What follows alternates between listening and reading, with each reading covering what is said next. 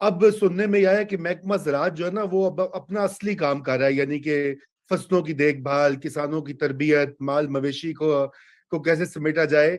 वो अपनी पहले टीओआर से बाहर जो है ना, जॉब डिस्क्रिप्शन से बाहर काम हो रहा था, अब वो काम नहीं हो रहा। और कम से कम वो ऐलान तो कर चुके हैं कि हमने महकमा ज़राअत का एक शोबा बंद कर दिया है जो कि देखिए, ज़राअत से महकमा ज़राअत मुताबिक का नहीं था। शोबा जो है वो देखे, वो फसलों को कीड़े मकोड़ों से पाक करने के लिए स्प्रे करता है, कीड़े मार सुंडियां मुकाने के लिए ये चीजें महकमा ज़राअत का काम होता है। ठीक है, वक्त और हालात के बारे में आगाह करना कि किसान भाइयों को कब बारिश होने का इम्कान है, कौन सी आप खाद डालें, कौन सा यूरिया बेहतर रहेगा, तो ये महकमा ज़राअत ही जो है किसानों को गाइड बता करता है। सकता है। अच्छा, सोलंकी साहब ठीक कुछ है। कहना चाह रहे हैं इनकी तरफ जी, बढ़ते? जी सोलंकी साहब मैं इस पूरी प्रोपोजिशन को फ्लिप कर देता हूँ। करिए। असेंबलियां टूट गई, परवेज जी इलाही डट गया, वो इमरान खान का नया टाइगर बन गया, उसने असेंबली तहलील कर दी। महमूद खान भी टाइगर बन गया, उसने भी तहलील कर दी। 90 दिन के बाद इलेक्शन होने हैं, लेकिन उसके फौरन बाद जो काम शुरू होगा, फर्ज करें 23 दिसंबर को ये तोड़ते हैं, ठीक है, तो उसके फौरन बाद पहला काम क्या होगा? परवेज इलाही क्या हमजा शहबाज के साथ बैठेंगे कि हम निगरान वजीर अला तय करते हैं? क्या इसी तरह से खैबर पख्तूनख्वा में होगा? उसका नतीजा क्या निकलेगा? कुछ नहीं निकलेगा। उसके बाद कमेटी बनेगी, बराबर बराबर मेंबर, उसमें से भी कुछ नहीं निकलेगा। उसके बाद जाएंगे उनके महबूब इमरान खान के जो चीफ इलेक्शन कमिश्नर है, सिकंदर सुल्तान राजा, वो जिसको निगरान वजीर आला लगाएंगे, आईनी तौर पर अख्तियार उनका है, उसको ये मानेंगे, और अगर नहीं भी मानते हैं तो वो तो लग जाएंगे। और एक दफा निगरान वो बन जाती है काबीना, तो वैसे तो 90 दिन के अंदर इलेक्शंस कराने हैं, लेकिन एक और प्रोसेस चला हुआ है जिसको सेंसस का प्रोसेस कहते हैं। तो इलेक्शन कमीशन आइन के तहत इलेक्शन कराने का तो पाबंद है, लेकिन मुलतवी करने का अख्तियार भी उसी के पास है। तो अगर वो चंद महीने सेंसस कंप्लीट करने के लिए बैठ जाएं, तो ये वफाकी हुकूमत तो इधर ही रहेगी, इनकी छुट्टी हो जाएगी और इनकी मुखालिफ हुकूमतें यहाँ पर आ जाएंगी। उसके बाद क्या होगा? तो जी ये सोलंकी ऐसी साहब चीजें नहीं है देखिए, तो देखिए इनको नहीं मालूम। देखिए, आप बिल्कुल सही मारूजी और मंतकी तज्जिया तो आप ये कह रहे हैं, आपने सेंसस का जिक्र किया और दीगर जो बहुत सारे उमूर हैं इलेक्शन में आए ना। लेकिन देखिए, एक बड़ी चीज ये है कि अगर तो इस वक्त खलाई मखलूक जो है वो मौजूद होती लाहौर में, इस्लामाबाद में, पिंडी में एक्टिवली, तो फिर तो इंतखाबात बिल्कुल हो सकते थे। लेकिन अभी हुआ ये कि खलाई मखलूक वापस अपने सियारे पर जा चुकी है, अपनी स्टारशिप के अंदर। वो उन्होंने कहा कि अब हम जमीन पर ही उतरेंगे, हम स्पेस में ही घूमते फिरते रहेंगे, क्योंकि पहले हम जमीन पे उतरे थे तो बड़ा काम खराब हो गया था और गलत गलत प्रोजेक्ट हो गया था। इसलिए जो सबसे बड़ी बात है जिसका कि इशारा शहबाज अपनी बात में कह रहे थे, और मैं सोलंकी साहब आप ही की बात को आगे बढ़ा रहा हूं एक्चुअली में, वो है मईशत। मईशत इस वक्त बिल्कुल जिसे कहते हैं एक क्लिफ के दहाने पे खड़ी हुई है। डिफॉल्ट का खतरा, आज मिफ्ता इस्माइल साहब ने यह कह दिया है कि पाकिस्तान को डिफॉल्ट का खतरा है। पाकिस्तान ने आईएमएफ से पैसे लेने हैं जनवरी में, उनके बोर्ड का इजलास होगा क्रिसमस के बाद, मिल जाएंगे पैसे, वो भी लेंडर एजेंसी है, कोई इतना बड़ा मसला नहीं है।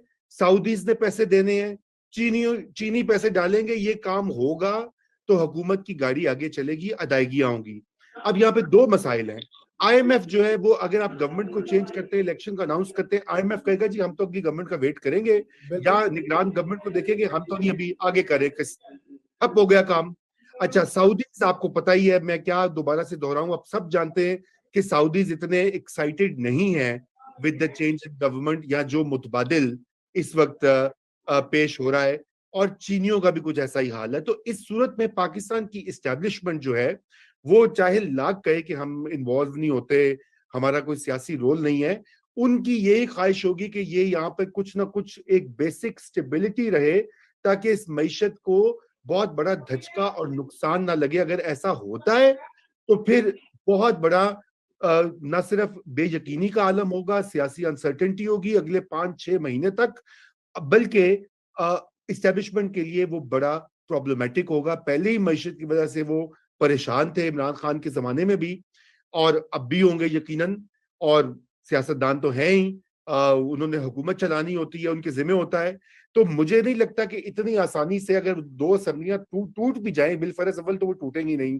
पंजाब तो बिल्कुल नहीं टूटेगा। उसकी शहबाज मियां ने वाजे एक चीज कर दी है कि यहाँ पे रूडा नामी एक बहुत बड़ी लैंड की स्कीम पूरे रावी रिवर के गिर्द जो है वो आबाद की जा रही है, एक्वायर की जा रही है। करोड़ों अरबों का वो सौदे हैं। उनको कौन जो है बेवकूफ अपने हाथ से निकलने देगा, जिसके हाथ में इख्तियारात और पावर होगी। और वो क्या कहेंगे कि वो निकाल के तो वो इमरान खान की पार्टी को दे देंगे, चौधरी परवेज लाई, कतन नहीं, या किसी और नून लीग को दे देंगे, कतन नहीं। तो इस वक्त तो ये तो बड़ी क्लियर चीज है। अब सवाल ये पैदा होता है कि खान साहब की जो स्ट्रेटजी है, वो आपने तो उसको ब्लफ कहा सोलंकी साहब, और लेकिन मैं ये जानना चाहूंगा एजाज साहब से कि फिर खान साहब क्यों इस चीज पे बजिद है। ये बातें जो उनको भी पता है, उनके मुशीरान ने भी उनको बताई होंगी कि एस्टेब्लिशमेंट का क्या, अव्वल तो वो बिल्कुल सियासी पार्टिजान नहीं बनना चाहते, वो सियासी दंगल में नहीं घुसना चाहते। उन्होंने बड़ी मुश्किलों से जो है वो एक फैसला लिया है और उस पर वो कायम रहना चाहते हैं। तो क्या इमरान खान साहब को ये पता नहीं है? इजाज यकीनी साहब। तौर पे इमरान खान साहब को ये पता है। मैं ये कह रहा हूँ कि इमरान खान साहब को यकीनी तौर पर पता है और उनको अपनी वर्थ का भी पता है। देखिए ना, उनका इशू क्या है। उनका इशू ये है कि उन्होंने, जो अभी शहबाज मियां कह रहे थे कि बहुत कामयाबी है इमरान खान साहब की, उन्होंने अपना नैरेटिव जो है ना उसके साथ लोगों को बांध के रखा हुआ है। अब अगर इमरान खान साहब ये कह देते हैं कि फर्ज कीजिए कि 23 दिसंबर को असेंबलियां तोड़ दें, या वो ये कह देते हैं कि जनाब अच्छा ठीक है हम 23 मार्च को असेंबलियां तोड़ देंगे, तो जो उनके चाहने वाले हैं वो तो ढोल बजाएंगे कि देखा खान ने तो ऐलान करता ना असेंबलियां तोड़न का, ठीक है ना। हाँ। तो उनका जो नैरेटिव है वो बिक जाएगा उनके चाहने वालों में, और वो ढोल बजाते रहेंगे मार्च तक। और इमरान खान साहब को ये पता है कि कैसे ढोल पीटना है। तो इमरान खान साहब को कोई फर्क नहीं पड़ेगा अगर असेंबलियां नहीं टूटती, और वो अपने इसी नैरेटिव को लेकर इसीलिए आगे चल रहे हैं कि वो ये कह देंगे कि जी अच्छा ठीक है हम फला दिन असेंबलियां तोड़ देंगे। उसके बाद फिर वो कहेंगे कि अच्छा मैंने तो असेंबलियां तोड़ दी थी, परवेज इलाही ने नहीं तोड़ी। मैंने बहुत सारे हाँ। लोगों से ये पूछा, और इमरान खान साहब के चाहने वालों में बहुत सारे लोगों से ये पूछा कि भाई असेंबली तोड़नी किसने, उनको तो यही नहीं पता, वो कहते खान साहब तोड़ेंगे। तो जहां आलम ये है तो वहां खान साहब का नैरेटिव दिख जाएगा। लेकिन इस दरमियान में अभी जो आपने बात की ना, ये IMF की और सऊदीयंस की, सऊदीज, और अभी चाइनीज। वो कामरान शाहिद ने एक और स्टोरी भी ब्रेक की है, जो वो 4 अरब रुपए छह के, छह 6 अरब छह रुपए अरब के रुपए वो की, हाथ ले छह लिए। 6 अरब रुपए की ये कहानियां, या एजाज, 1.5 करोड़ रुपए जमा करा के 6 अरब रुपए का माल 6 लेकर अरब चले रुपए गए। का माल ले गए।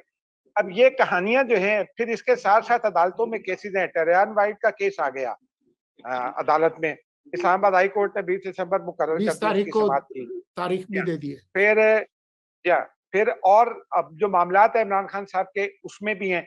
उसमें एक इतना ये भी है कि इमरान खान साहब ये दबाव बढ़ा रहे हैं, और जो बैकडोर में उनसे बातचीत चल रही है, वहां लोगों से ये कहा जा रहा है कि आप इमरान खान साहब को गिरफ्तार ना करें।